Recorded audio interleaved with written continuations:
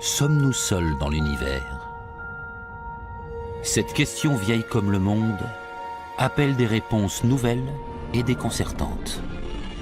À en croire des découvertes récentes, les conditions nécessaires à la vie pourraient bien être plus répandues qu'on ne le pensait. La science-fiction n'avait rien d'écrit de comparable à ce qu'on découvre aujourd'hui.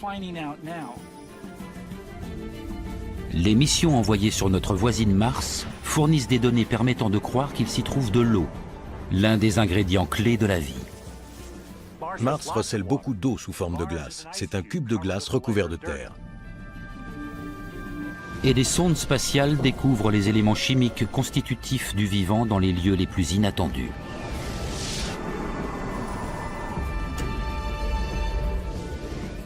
Les germes de la vie se retrouveraient potentiellement sur toutes les planètes de notre système solaire. Mais qu'en est-il des confins glacés de notre système solaire et même d'au-delà? La vie peut-elle s'y être implantée? De nouvelles missions nous donnent à voir des mondes étranges, des lunes recelant peut-être de vastes océans sous des kilomètres de glace.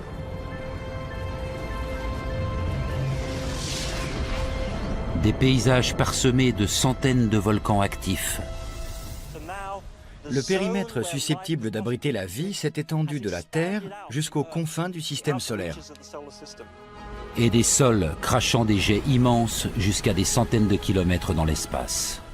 On pourrait tenir dans nos mains la preuve de l'existence d'une vie extraterrestre.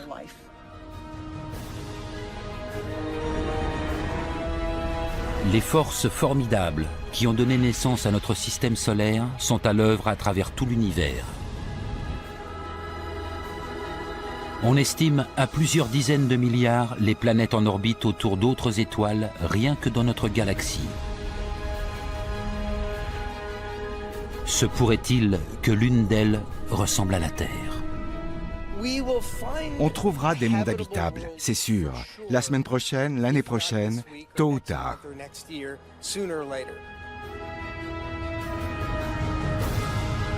Nous poursuivons notre odyssée spatiale en quête de vie extraterrestre.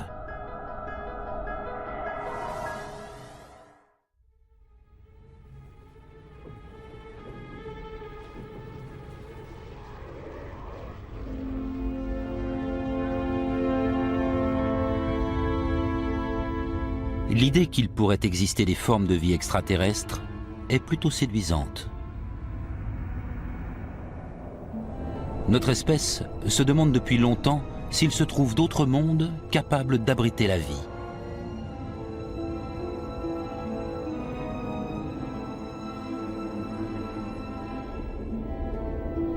Aujourd'hui, les avancées dans la recherche spatiale rendent les chances de le découvrir de plus en plus concrètes. J'adorerais découvrir une forme de vie extraterrestre. J'aime à penser qu'on y arrivera, et ce, dans les années qui viennent. Les recherches se concentrent sur un trio d'ingrédients clés. En premier lieu, les composants essentiels des organismes vivants. Ils sont constitués d'éléments simples, présents dans le nuage de gaz et de poussière qui a donné naissance à toutes les planètes et à leurs satellites.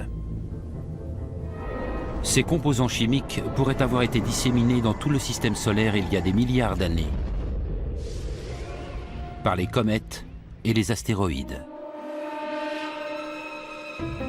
Ce sont des composés dits organiques, formés de carbone, d'oxygène, d'hydrogène et d'azote. Le deuxième ingrédient, c'est l'eau qui va permettre à ces composés de se mélanger et d'interagir. Enfin, il faut une source d'énergie, comme le soleil, nécessaire à la mise en œuvre des processus chimiques dont découle la vie.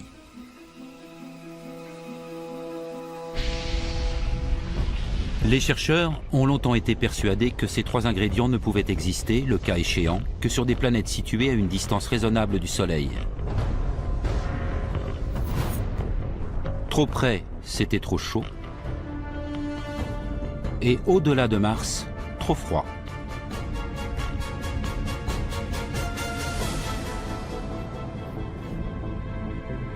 Aujourd'hui, Des missions envoyées aux frontières de notre système solaire remettent en cause ces conceptions.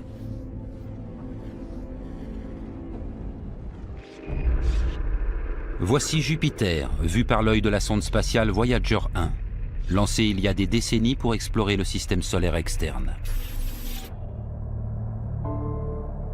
À près de 800 millions de kilomètres du Soleil, le froid est tel qu'il est peu probable d'y trouver la moindre trace de vie.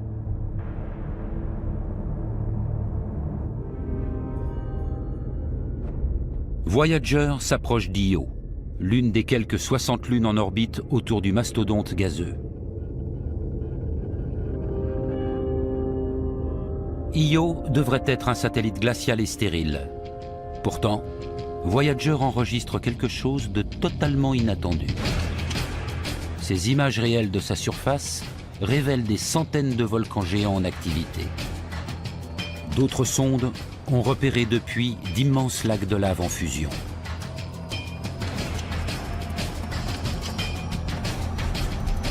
Sur notre planète, l'activité volcanique est alimentée par la chaleur du noyau terrestre. Mais Io est si petite qu'elle a dû se refroidir totalement il y a des milliards d'années. C'est donc que son cœur dissimule une autre source d'énergie. La découverte d'un volcanisme actif sur Io constitue une découverte majeure pour les planétologues.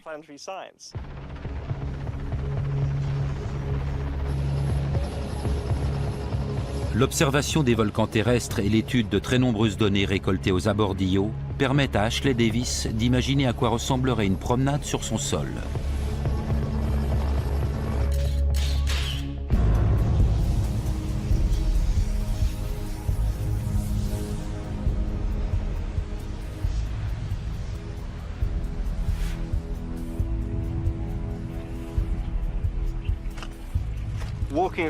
Figurez-vous un environnement extrêmement hostile. Soit très froid, soit très chaud, là où surgit une activité volcanique. Pas d'atmosphère. Vos pas rebondissent légèrement, car la pesanteur sur Io, comme sur la Lune, est 6 fois moindre que sur la Terre. Vous entendez le sol craquer sous vos pieds en évoluant entre les volcans dans ces vastes plaines. Nous voici au milieu d'un champ de lave. C'est noir et relativement chaud. Cette lave provient d'un volcan comme celui qu'on aperçoit là-bas. La sonde New Horizons survole Io. Au passage, elle photographie une éruption colossale. Ce volcan s'appelle Tvashtar. Un immense panache de soufre est projeté à une hauteur de 300 km. Sur ces images prises par la sonde, on voit clairement le panache se déployer puis retomber en pluie sur la surface. Sur Io, les éruptions volcaniques sont phénoménales. Les gaz libérés par la lave projettent des nuages jusque dans le vide interstellaire. C'est très spectaculaire.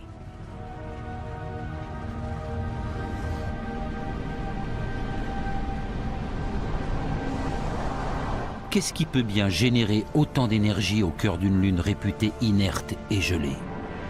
D'où vient cette incroyable puissance?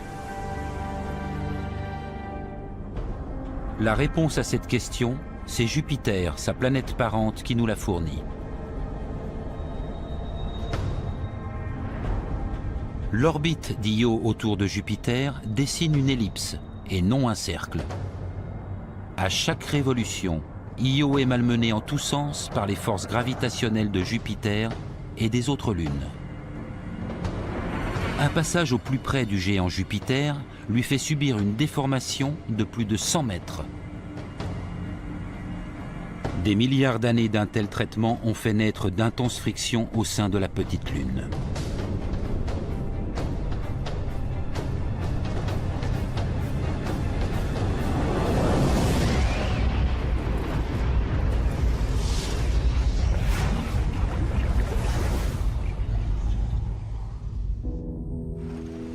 Le satellite malmené réagit comme un morceau de métal qu'on plierait et déplierait. Il s'échauffe. C'est l'origine du cœur volcanique d'Io. La considérable force de marée générée par l'attraction gravitationnelle de Jupiter crée une source d'énergie alternative très loin des rayons chauds du Soleil. Une source d'énergie capable, en théorie, de promouvoir la vie.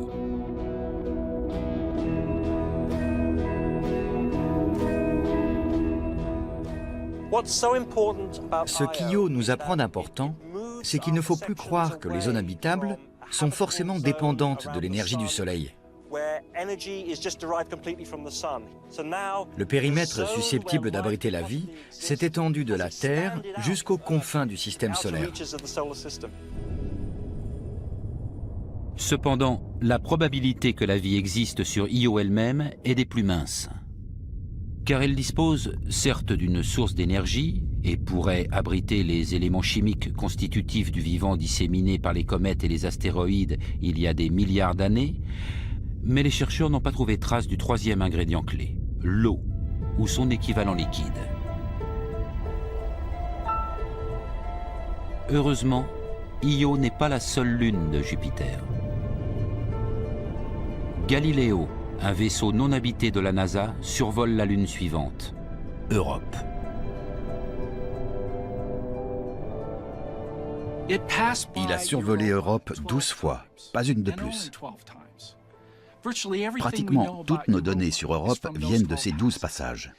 Et chacun d'eux nous a jetés dans un état d'excitation inouïe. Légèrement plus petite que notre Lune, Europe est recouverte de glace. D'après les données collectées par Galileo, sa surface affiche une température de moins 127 degrés Celsius. Rien de très propice à la vie. Mais la sonde, en se rapprochant, enregistre ces images. Un mystérieux réseau de fissures sombres est comme gravé sur la surface gelée d'Europe. À certains endroits, la glace s'est craquelée et une tranchée s'est formée. Puis un matériau a rempli le vide et a gelé, ressoudant les parties. En plus des fissures sombres, la sonde met en évidence d'immenses champs de glace déchiquetés. Comme si la glace avait fondu, s'était brisée puis reconstituée grossièrement. On observe un processus violent de destruction du sol. Pour l'œil exercé d'un expert, le motif est familier. Il rappelle la glace qui recouvre les océans terrestres. Galiléo prend aussi des mesures du champ magnétique d'Europe. Son analyse révèle la présence sous la glace d'un courant électrique qui pourrait correspondre à celui d'un océan salé d'eau liquide. Tout indique la présence d'un océan sous la glace. Le comportement du champ magnétique suggère qu'à plusieurs kilomètres sous la surface gelée d'Europe, un océan pourrait se tapir. Un océan de 100 km de fond. Cette petite lune recèle peut-être 2 fois la quantité d'eau liquide contenue dans les océans terrestres. Quelque chose doit provoquer la fonte des glaces depuis le cœur d'Europe. Là encore, le responsable est Jupiter. La force gravitationnelle qui triture les entrailles rocheuses d'Io pour les transformer en magma est aussi à l'origine de la fonte des glaces d'Europe et de cet océan caché d'eau liquide qui zèbre sa surface gelée.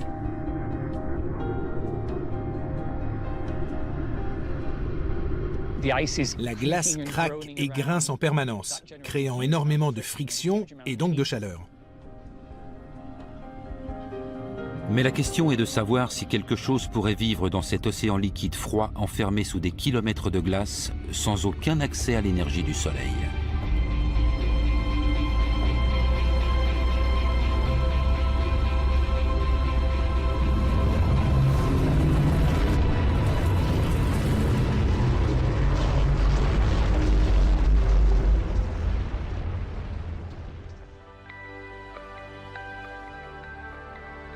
Pour Pour le découvrir, le biologiste Tim Shank explore les océans de notre planète qui présentent le plus de ressemblances avec les profondeurs glacées d'Europe.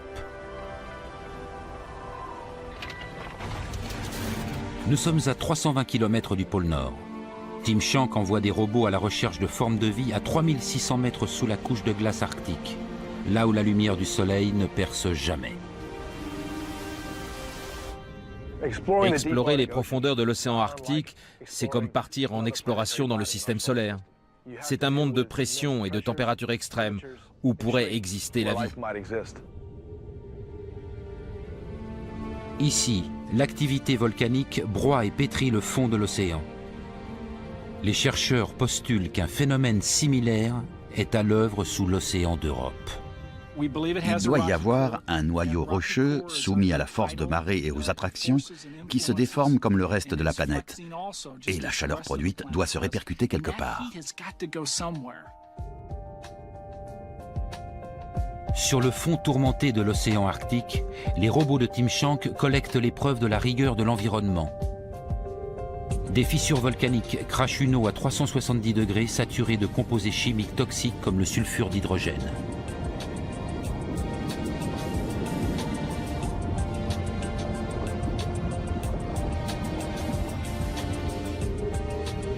Tim Shank est persuadé que ce genre de fissures se retrouve sur les fonds marins d'Europe. Et là, aggloméré autour des fissures dans le noir le plus total, l'armada de Tim Shank découvre des organismes vivants.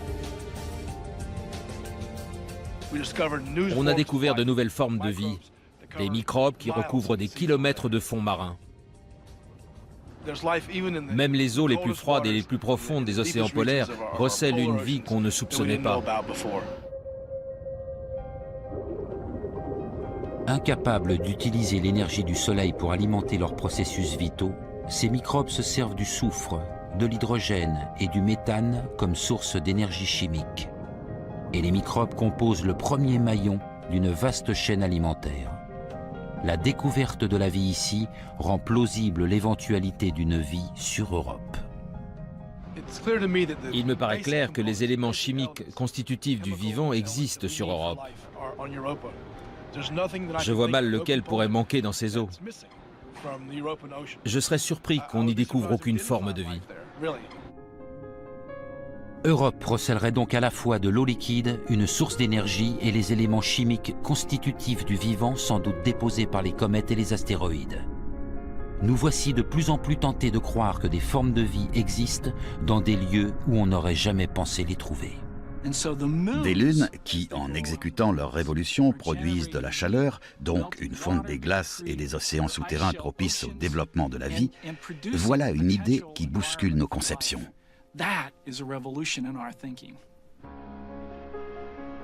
Parvenir à poser une sonde sur Europe pour tester cette théorie serait déjà une gageure. Cependant, ce ne serait qu'une partie du défi posé par la recherche de la vie à une distance de 800 millions de kilomètres. Il faut concevoir un robot capable de traverser des kilomètres de glace. Ce n'est déjà pas évident sur Terre. Ensuite, il faut qu'il puisse nager. On y arrivera. Et j'adorerais pouvoir le voir, mais ça va être difficile.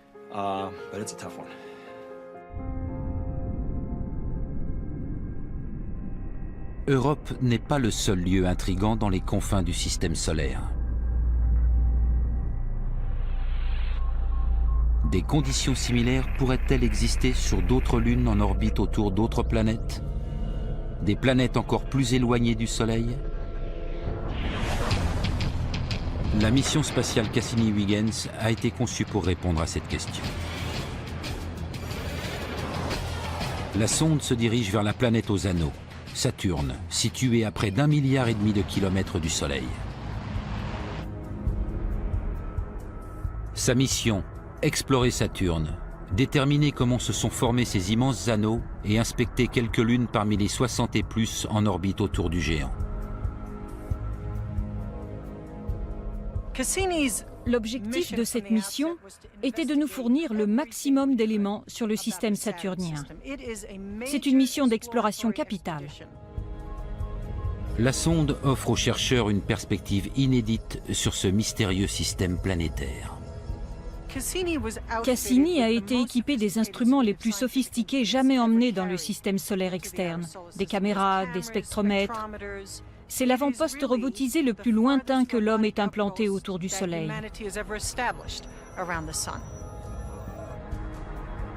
7 ans après son lancement, Cassini entre enfin dans l'orbite de Saturne. Les fameux anneaux nous apparaissent pour la première fois en détail. Ils s'étendent sur des centaines de milliers de kilomètres. Et pourtant, à certains endroits, ils n'excèdent pas quelques dizaines de mètres d'épaisseur.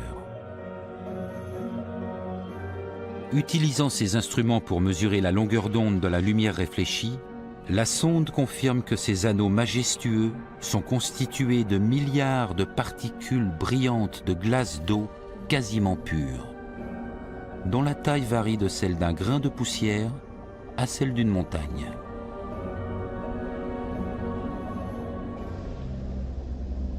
Après avoir passé près de 8 mois à collecter des données sur Saturne et ses anneaux, Cassini se dirige vers une des lunes avoisinantes.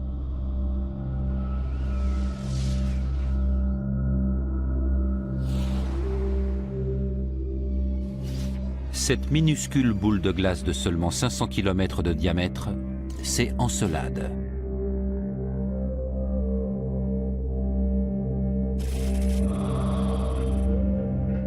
Ces images enregistrées par la sonde nous font découvrir une surface blanche miroitante très différente de celle des autres lunes de Saturne. Elle est recouverte de crevasses,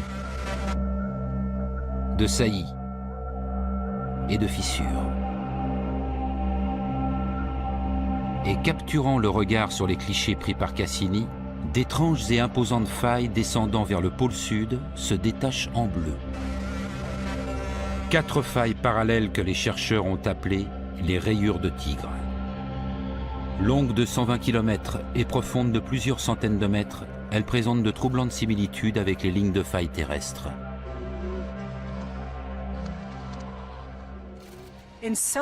Encelade était l'un des principaux objectifs de la mission. Manifestement, il y avait eu une activité sur cette lune. La question était de savoir si c'était toujours le cas.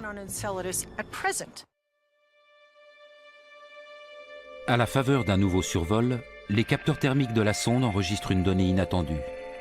Au pôle sud, les rayures de tigre devraient être plus froides que le reste de la Lune. Or, elles irradient de la chaleur.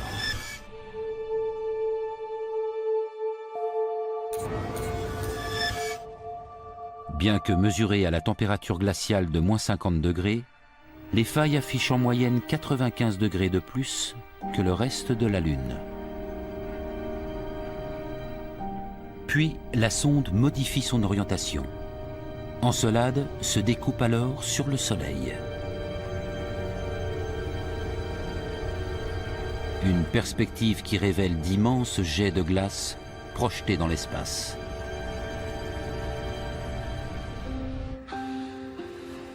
Sur ces images réelles, on voit les jets s'élever à des centaines de kilomètres depuis les rayures de tigre. Caroline Porco et son équipe n'en reviennent pas. On était loin de s'attendre à voir une véritable forêt de jets s'élancer à des centaines de kilomètres dans le ciel d'Encelade. On n'avait jamais rien vu de tel. Se pourrait-il qu'Encelade dissimule comme Io et Europe une source d'énergie interne? D'après les chercheurs, à chaque révolution d'Encelade autour de l'énorme Saturne, des frictions générées par les forces gravitationnelles causent un réchauffement qui induit le même phénomène de fonte des glaces que pour Europe. Les jets seraient en fait de l'eau liquide vaporisée gelant au contact du vide glacé de l'espace.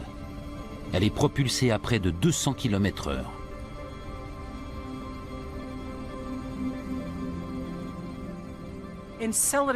Encelade subit une torsion en s'approchant de Saturne. Ça produit la même chose que quand vous tordez un trombone, un échauffement interne.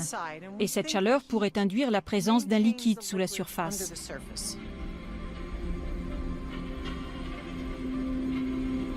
Enthousiasmée par cette découverte, l'équipe programme Cassini pour traverser les jets et y prélever des particules. Après plusieurs passages, les spectromètres de la sonde repèrent dans les jets certains éléments constitutifs du vivant.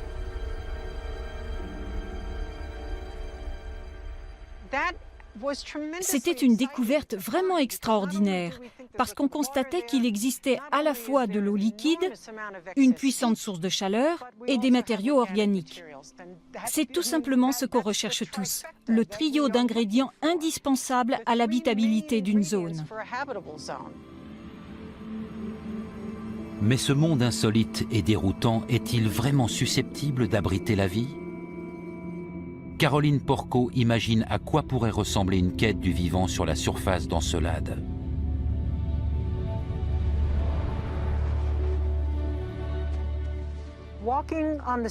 Si vous arrivez sur Encelade aux abords des rayures de Tigre, vous entrez dans une région de neige éternelle.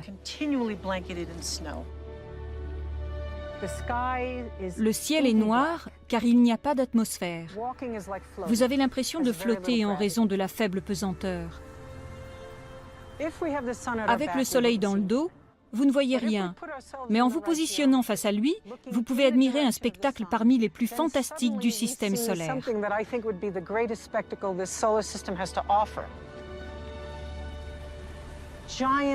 D'immenses fontaines fantomatiques s'élancent dans les cieux. De fins cristaux de glace étincelants dont la plupart vont retomber pour couvrir le sol d'un manteau blanc.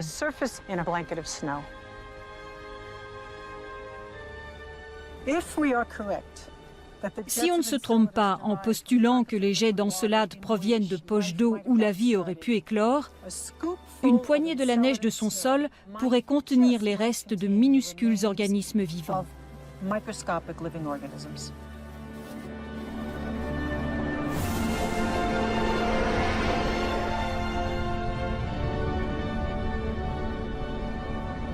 Les instruments de Cassini n'ayant détecté aucune trace de vie en tant que telle, rien ne prouve pour l'instant la présence de micro-organismes dans ces jets.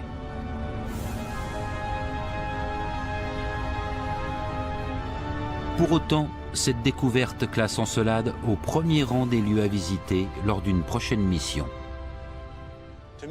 C'est comme s'il y avait un panneau sur Encelade qui dirait « Échantillon gratuit, servez-vous ».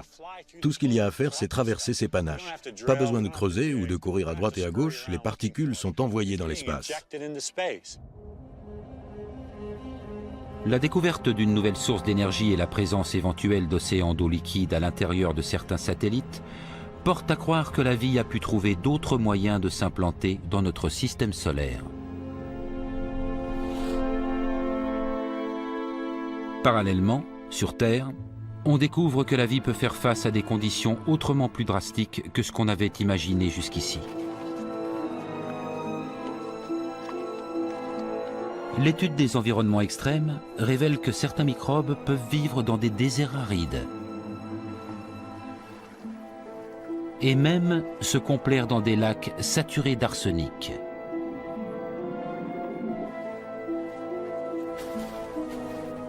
Il existe des bactéries qui vivent agglutinées en mucus sur les parois de grottes dégoulinantes d'acide sulfurique en se nourrissant d'hydrogène sulfuré.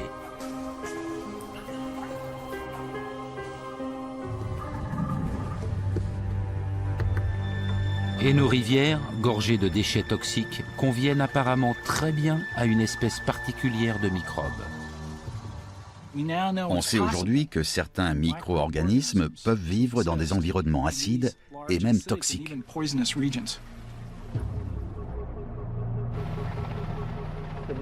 Plus on étudie les environnements extrêmes, plus on y trouve de la vie. On repousse continuellement les frontières de l'existence du vivant. Des glaciers les plus froids aux sources chaudes les plus brûlantes.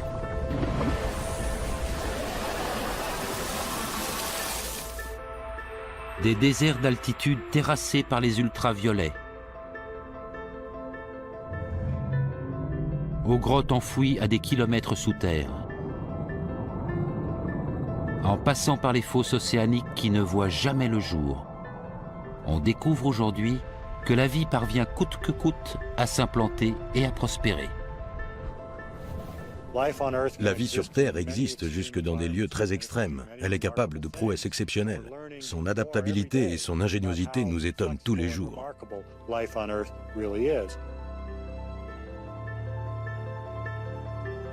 Cela signifie-t-il que certains mondes que nous aurions jugés trop hostiles au premier abord méritent d'être réexaminés? Nos recherches doivent évoluer en fonction des nouvelles possibilités.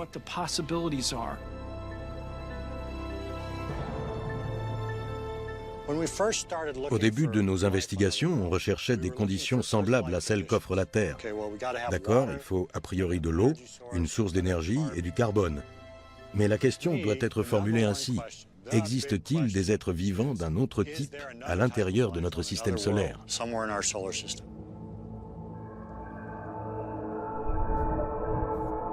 Chris McKay aimerait savoir si la vie peut se développer selon d'autres modes, peut-être même en utilisant d'autres genres de processus chimiques. Cela admis, pourrait-on envisager de voir les lieux les plus inhospitaliers se révéler de bien surprenants berceaux?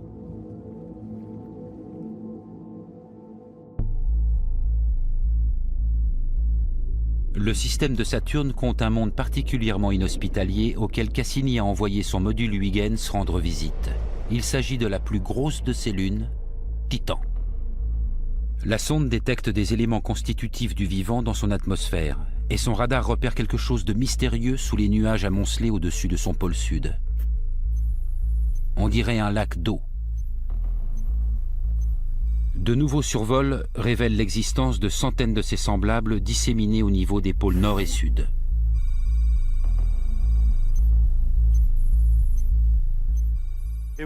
C'était exaltant de se pencher sur le mystère de ces lacs. Que signifiait-il? Titan est le seul environnement connu, autre que la Terre, à présenter des étendues liquides en surface. Mais à une température de moins 180 degrés, impossible qu'il s'agisse d'eau.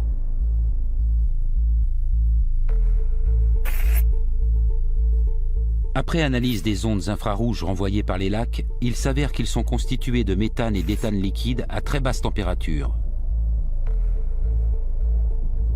Sur Terre, ces hydrocarbures existent sous forme gazeuse et nous servent de combustible. D'après les données collectées, le méthane de Titan creuse des vallées, forme des nuages et retombe même en pluie. Autrement dit, il se comporte comme l'eau sur Terre.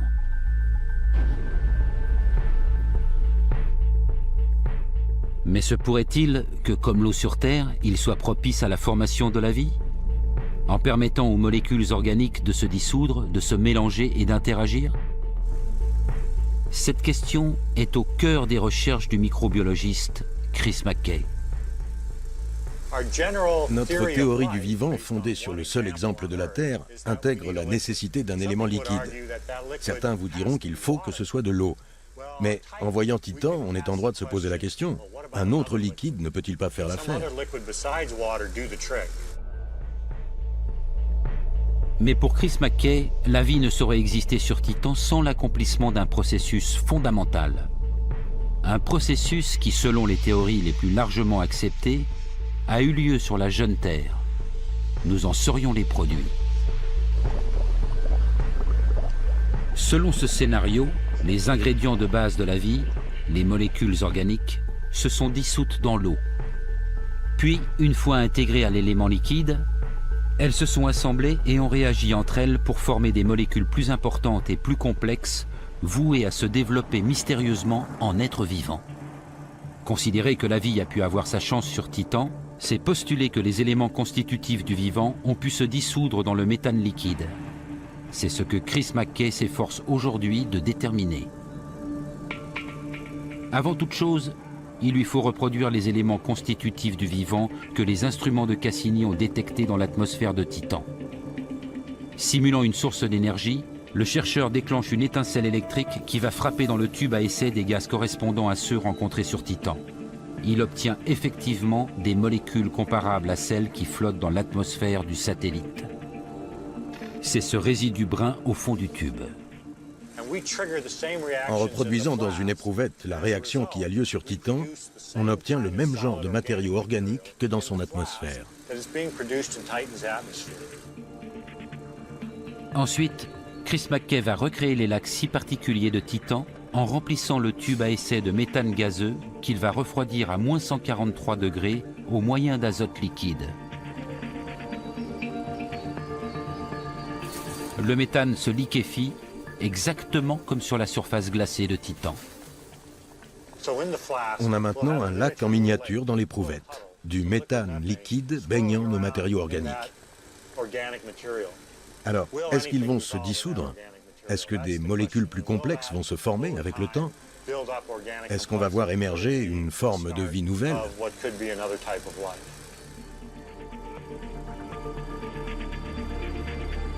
Nul ne peut dire exactement comment naît la vie. Mais ce qui intéresse Chris McKay, c'est de savoir si des composés organiques peuvent se dissoudre dans le méthane liquide.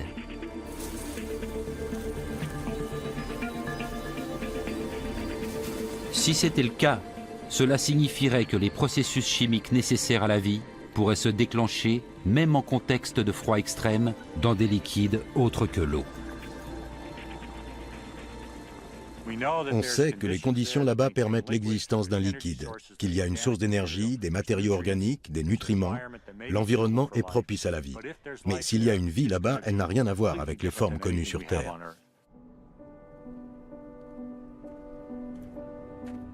Grâce aux recherches de Chris McKay, nous avançons vers la possible découverte d'une vie sur Titan.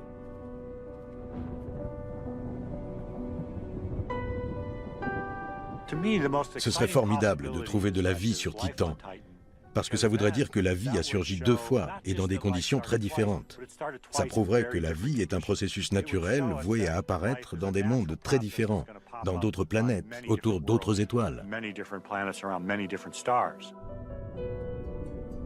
Titan,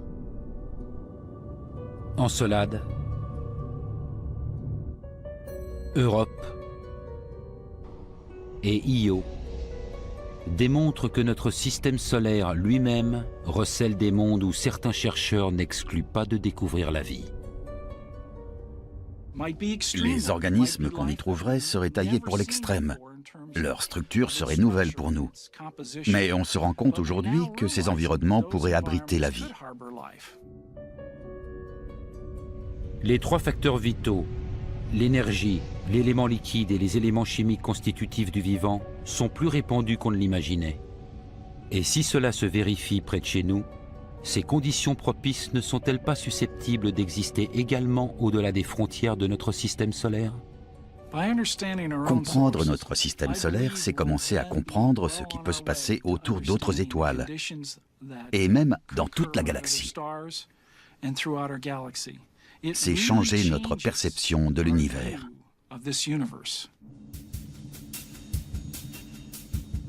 Existe-t-il dans les immensités inexplorées une étoile comme le Soleil, cernée de planètes habitables et qui regorgerait de vie? Notre galaxie compte des milliards d'étoiles semblables à notre Soleil.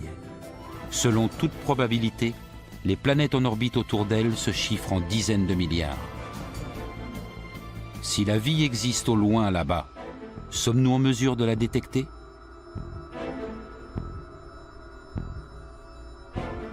L'astronome Mario Livio est à la pointe de cette recherche. Il utilise le télescope spatial Hubble pour scruter l'espace et observer la naissance des nouvelles étoiles similaires à notre Soleil.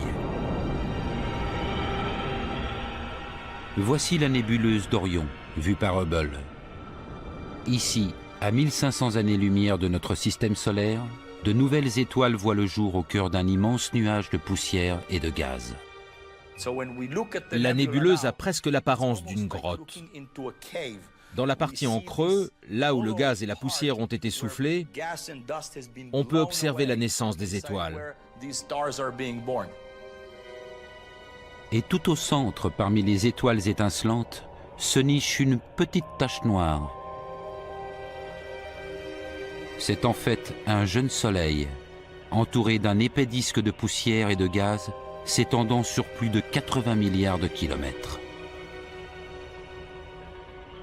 Cette tâche matérialise l'aube d'un nouveau système solaire. Dans ce cas précis, ce qu'on voit, c'est le bord du disque qui fait écran à la lumière de l'étoile. L'étoile reste de ce fait invisible. Voici des images de disques similaires orientés différemment. L'étoile, au centre, est bien visible. Ces nuages tourbillonnants de matière formeront peut-être un jour des planètes et des lunes si leurs particules de poussière, de glace et de gaz commencent à s'agglomérer. On suppose que c'est de cette façon que sont nées les planètes de notre système solaire. À en croire les observations répertoriées grâce à Hubble, les disques tourbillonnants de ce genre sont extrêmement communs. Le fait que nous en observions très souvent indique que les constituants de base des planètes sont très répandus. Des systèmes planétaires se forment donc probablement autour de la plupart des étoiles.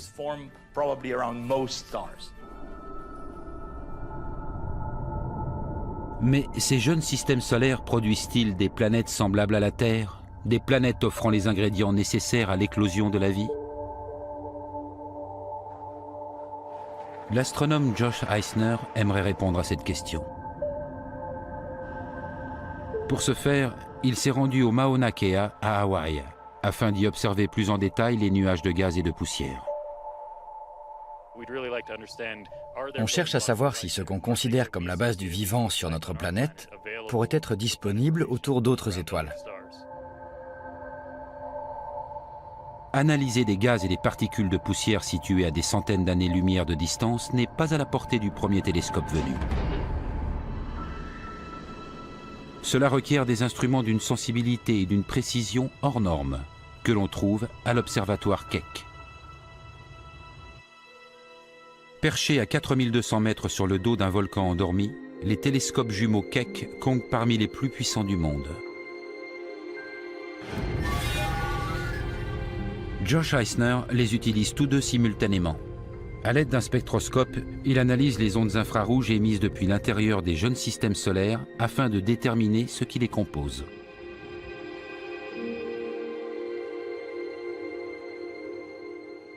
On s'efforce de répertorier tous les composants de cette poussière et de ces gaz brûlants. Peut-être contiennent-ils de la vapeur vouée un jour à intégrer une atmosphère ou à former un océan. Ces découvertes sont encourageantes. Plusieurs de ces systèmes solaires lointains révèlent la présence de carbone, d'oxygène et d'hydrogène, trois éléments clés pour la formation des matériaux chimiques nécessaires à la vie.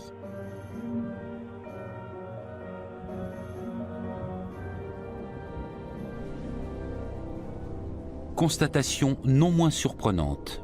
Dans certains disques, il semble que ces ingrédients se trouvent à une distance idéale de leur Soleil pour la formation future de planètes semblables à la Terre.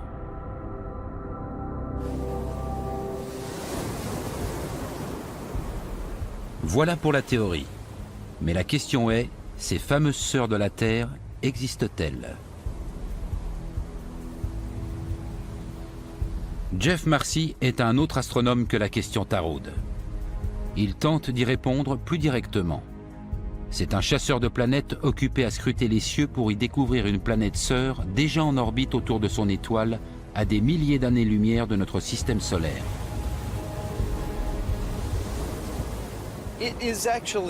Il est difficile de détecter les planètes autour d'autres étoiles pour une raison très simple. Elles ne brillent pas. Les planètes sont sombres. Cependant, grâce à des télescopes ultra perfectionnés, les infatigables chasseurs de planètes comme Jeff Marcy ont trouvé la parade. On sait qu'une étoile brille de façon constante. Sa luminosité ne varie pas. En revanche, si une planète est en orbite autour d'elle, à chaque révolution, en passant devant l'étoile quand vous l'observez, elle va masquer légèrement sa lumière. Vous allez donc voir l'étoile pâlir. Elle pâlira légèrement à chaque fois que la planète repassera devant. Et ce qui est formidable, c'est que cela vous renseigne sur la taille de la planète. Parce que plus elles sont grosses, plus elles bloquent la lumière. Voilà comment on récolte un tas d'informations en regardant pâlir les étoiles. On ne s'étonnera pas d'apprendre que la plupart des planètes découvertes ainsi par les astronomes sont des géantes au fort pouvoir obscurcissant. Observant en outre la force d'attraction qu'elles exercent sur leur étoile, Jeff Marcy en déduit que la plupart de ces planètes géantes sont gazeuses et donc peu susceptibles d'être habitables. Dans cette quête intangible, le Graal prend la forme d'une planète bien plus petite, tellurique comme la Terre, et comme elle, propice à la vie. C'est très difficile de trouver une planète de la taille de la Terre, parce qu'une telle planète, en passant devant son étoile, ne l'obscurcirait qu'à 0,0001%.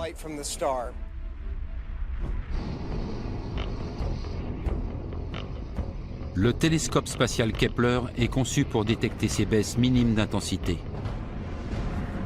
Sa mission, se concentrer sur une petite portion d'espace, un périmètre de 150 000 étoiles, pour tenter d'y repérer une planète de la taille de la Terre.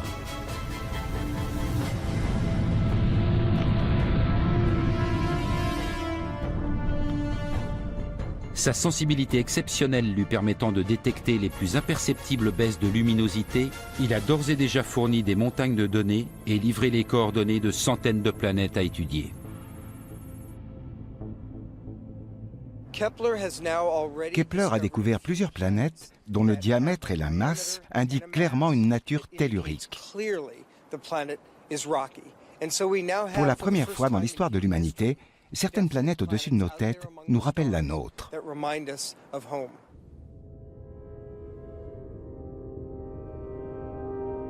Ces premières planètes telluriques sont trop proches de leur étoile pour pouvoir abriter la vie. Mais la quantité de planètes encore potentiellement en lice nous pousse à poser aujourd'hui un regard neuf sur les systèmes solaires au-delà du nôtre.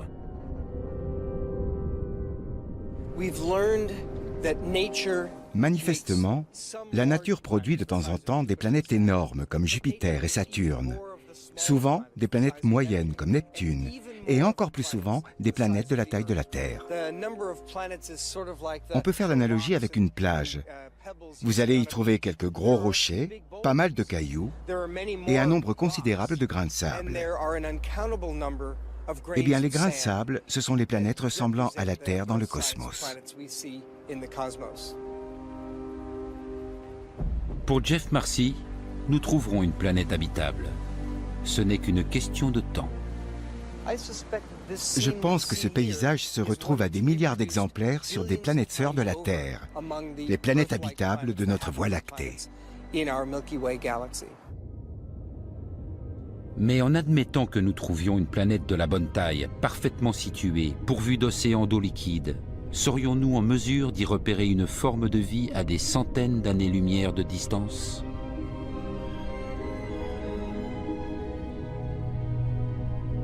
C'est la promesse du futur télescope spatial James Webb.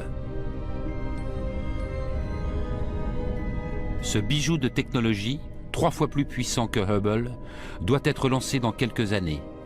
Il sera capable d'analyser le flux stellaire traversant l'atmosphère des planètes sœurs de la Terre les plus proches pour tenter d'y déceler des signes révélateurs de la présence du vivant.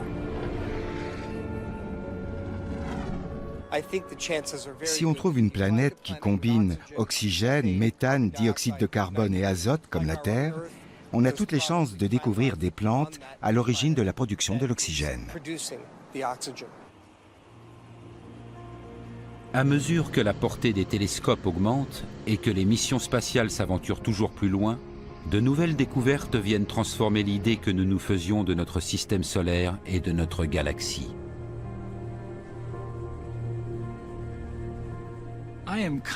À chaque fois, je suis frappé par ce que nous apprennent les différentes missions. La science-fiction n'avait rien d'écrit de comparable à ce qu'on découvre aujourd'hui.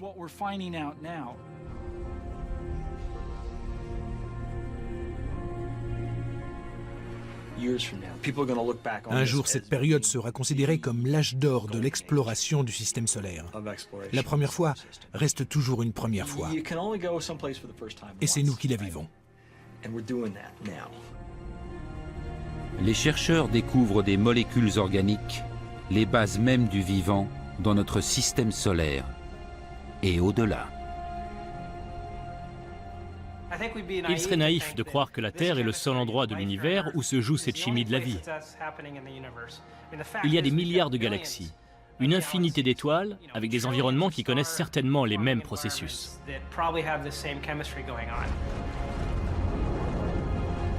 Les conditions qui rendent une planète habitable sont probablement plus répandues qu'on ne le supposait.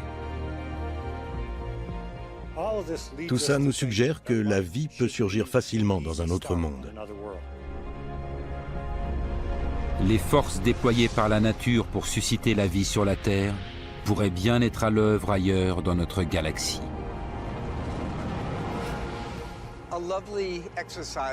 Chacun peut s'amuser à scruter le ciel étoilé en se disant que toutes les lumières, là-haut, hébergent des planètes. Et là, il ne s'agit que de notre galaxie. Il en existe des centaines de milliards comme la Voie lactée. Ça donne un nombre de planètes inimaginable.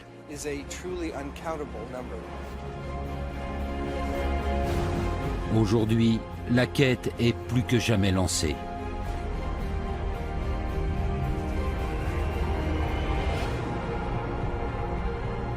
La vie apparaîtra-t-elle sur une lune comme Encelade? Apparaîtra-t-elle dans le faisceau d'un télescope ultra perfectionné? Apparaîtra-t-elle jamais? D'aucuns considèrent, quoi qu'il en soit, que nous sommes à un tournant de notre histoire. Le moment où nous aurons disposé pour la première fois de la technologie et du savoir-faire nécessaires pour nous lancer à la recherche de formes de vie extraterrestres.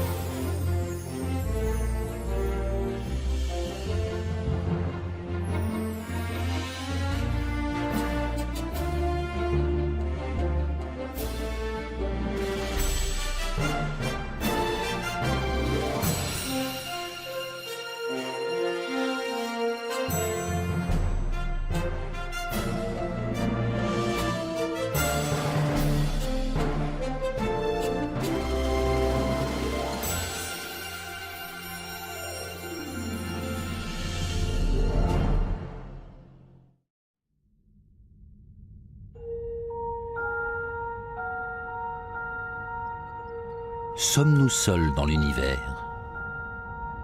Cette question vieille comme le monde appelle des réponses nouvelles et déconcertantes. À en croire des découvertes récentes, les conditions nécessaires à la vie pourraient bien être plus répandues qu'on ne le pensait. La science-fiction n'avait rien d'écrit de comparable à ce qu'on découvre aujourd'hui. Les missions envoyées sur notre voisine Mars fournissent des données permettant de croire qu'il s'y trouve de l'eau, l'un des ingrédients clés de la vie. Mars recèle beaucoup d'eau sous forme de glace. C'est un cube de glace recouvert de terre. Et des sondes spatiales découvrent les éléments chimiques constitutifs du vivant dans les lieux les plus inattendus.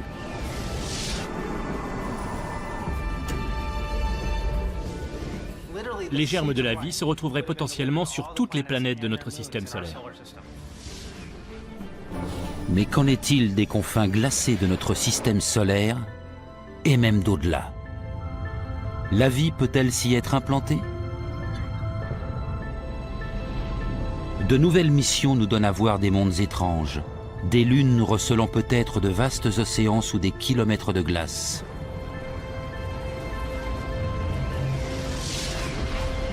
Des paysages parsemés de centaines de volcans actifs. Le périmètre susceptible d'abriter la vie s'est étendu de la Terre jusqu'aux confins du système solaire. Et des sols crachant des jets immenses jusqu'à des centaines de kilomètres dans l'espace. On pourrait tenir dans nos mains la preuve de l'existence d'une vie extraterrestre.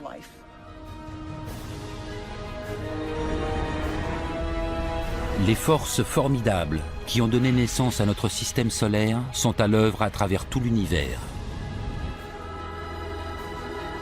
On estime à plusieurs dizaines de milliards les planètes en orbite autour d'autres étoiles, rien que dans notre galaxie. Se pourrait-il que l'une d'elles ressemble à la Terre?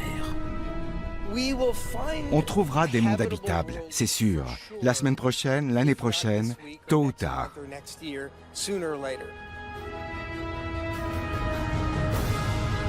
Nous poursuivons notre odyssée spatiale en quête de vie extraterrestre.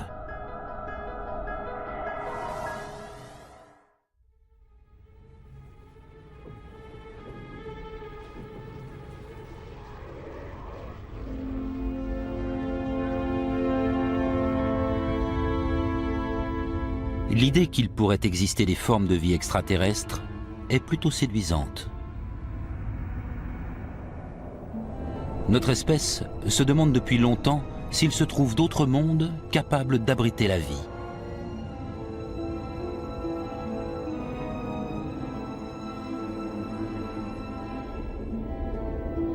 Aujourd'hui, les avancées dans la recherche spatiale rendent les chances de le découvrir de plus en plus concrètes. J'adorerais découvrir une forme de vie extraterrestre. J'aime à penser qu'on y arrivera, et ce, dans les années qui viennent.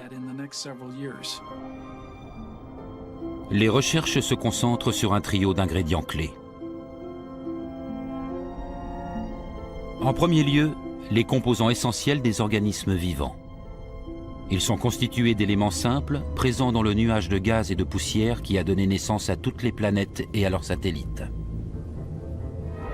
Ces composants chimiques pourraient avoir été disséminés dans tout le système solaire il y a des milliards d'années, par les comètes et les astéroïdes. Ce sont des composés dits organiques, formés de carbone, d'oxygène, d'hydrogène et d'azote. Le deuxième ingrédient, c'est l'eau qui va permettre à ces composés de se mélanger et d'interagir. Enfin, il faut une source d'énergie, comme le Soleil, nécessaire à la mise en œuvre des processus chimiques dont découle la vie.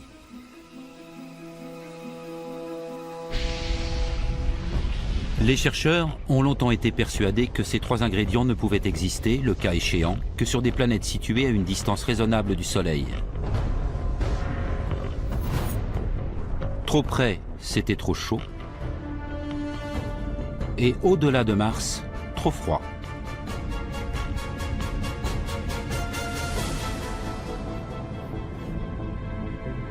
Aujourd'hui, des missions envoyées aux frontières de notre système solaire remettent en cause ces conceptions.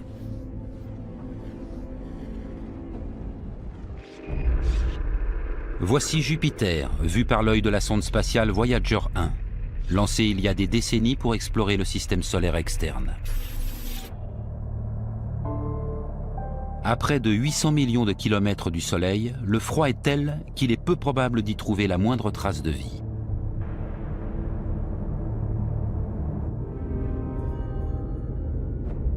Voyager s'approche d'Io, l'une des quelques 60 lunes en orbite autour du mastodonte gazeux. Io devrait être un satellite glacial et stérile. Pourtant, Voyager enregistre quelque chose de totalement inattendu. Ces images réelles de sa surface révèlent des centaines de volcans géants en activité. D'autres sondes ont repéré depuis d'immenses lacs de lave en fusion.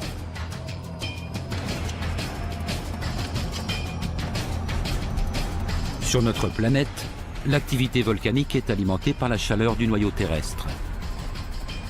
Mais Io est si petite qu'elle a dû se refroidir totalement il y a des milliards d'années. C'est donc que son cœur dissimule une autre source d'énergie. La découverte d'un volcanisme actif sur Io constitue une découverte majeure pour les planétologues.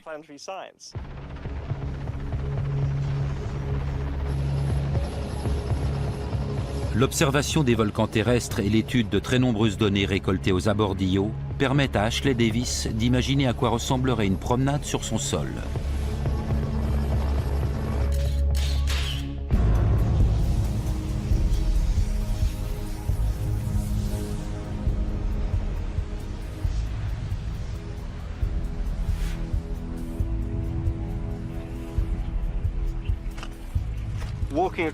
Figurez-vous un environnement extrêmement hostile. Soit très froid, soit très chaud, là où surgit une activité volcanique. Pas d'atmosphère. Vos pas rebondissent légèrement, car la pesanteur sur Io, comme sur la Lune, est 6 fois moindre que sur la Terre. Vous entendez le sol craquer sous vos pieds en évoluant entre les volcans dans ces vastes plaines. Nous voici au milieu d'un champ de lave. C'est noir et relativement chaud. Cette lave provient d'un volcan comme celui qu'on aperçoit là-bas. La sonde New Horizons survole Io. Au passage, elle photographie une éruption colossale. Ce volcan s'appelle Tvashtar. Un immense panache de soufre est projeté à une hauteur de 300 km. Sur ces images prises par la sonde, on voit clairement le panache se déployer puis retomber en pluie sur la surface. Sur Io, les éruptions volcaniques sont phénoménales. Les gaz libérés par la lave projettent des nuages jusque dans le vide interstellaire. C'est très spectaculaire.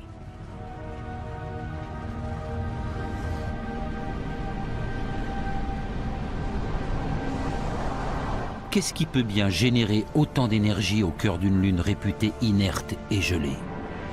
D'où vient cette incroyable puissance? La réponse à cette question, c'est Jupiter, sa planète parente, qui nous la fournit. L'orbite d'Io autour de Jupiter dessine une ellipse et non un cercle. À chaque révolution, Io est malmenée en tous sens par les forces gravitationnelles de Jupiter et des autres lunes. Un passage au plus près du géant Jupiter lui fait subir une déformation de plus de 100 mètres. Des milliards d'années d'un tel traitement ont fait naître d'intenses frictions au sein de la petite lune.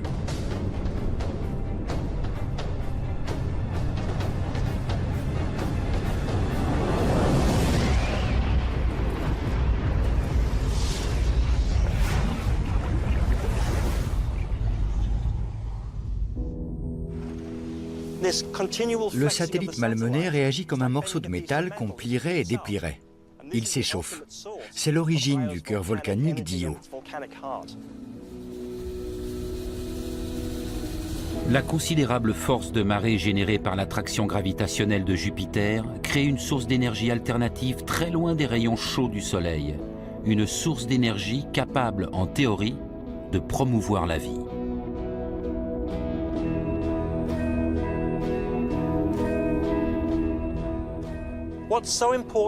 Ce qu'Io nous apprend d'important, c'est qu'il ne faut plus croire que les zones habitables sont forcément dépendantes de l'énergie du Soleil.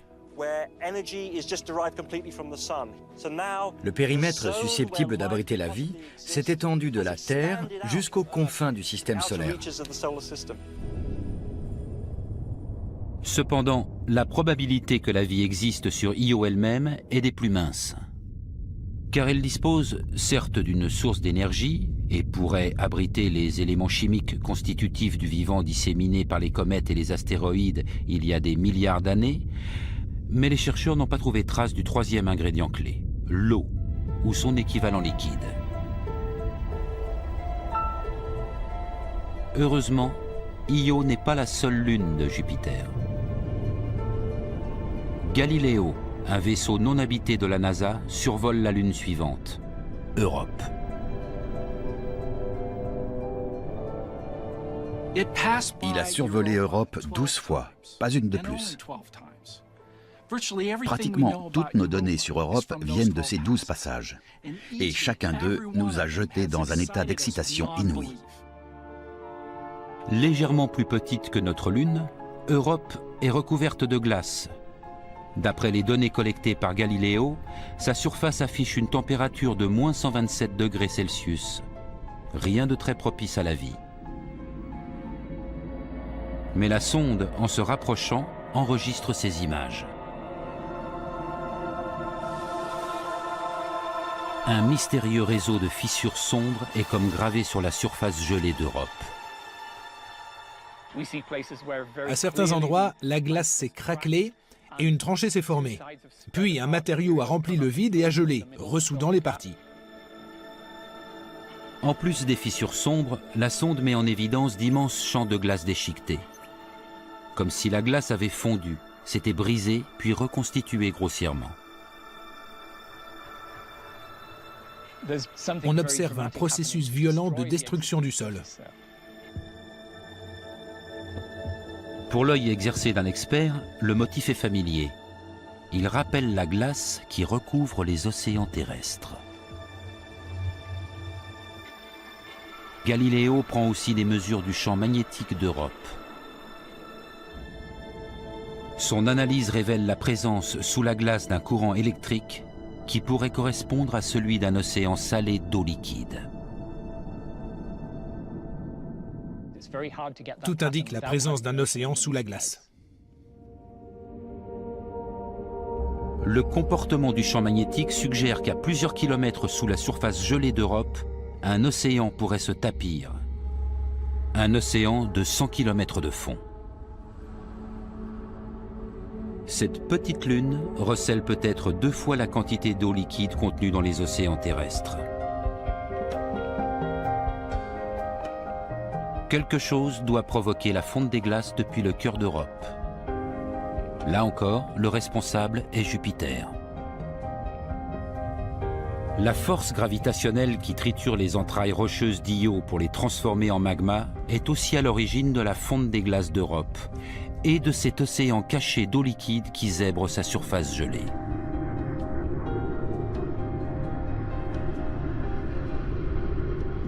La glace craque et grince en permanence, créant énormément de friction et donc de chaleur. Mais la question est de savoir si quelque chose pourrait vivre dans cet océan liquide froid enfermé sous des kilomètres de glace sans aucun accès à l'énergie du soleil.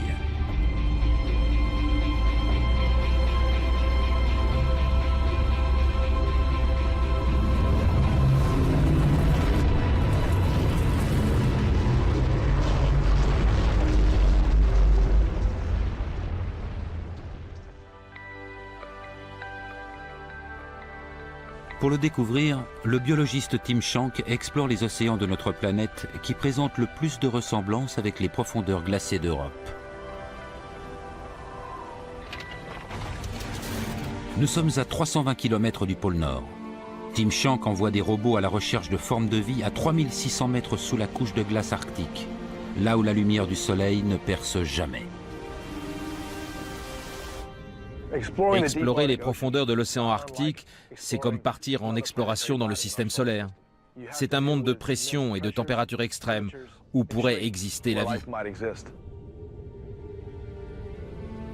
Ici, l'activité volcanique broie et pétrit le fond de l'océan. Les chercheurs postulent qu'un phénomène similaire